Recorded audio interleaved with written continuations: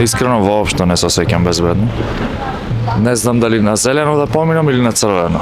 Искрено, значи. Не се зна и непредвидливи се сите. Многу повеќе контрола. Повеќе полиција на улиците. Мислам дека ќе се реши со тоа. Јас живеам на булеварот на Климент Охридски.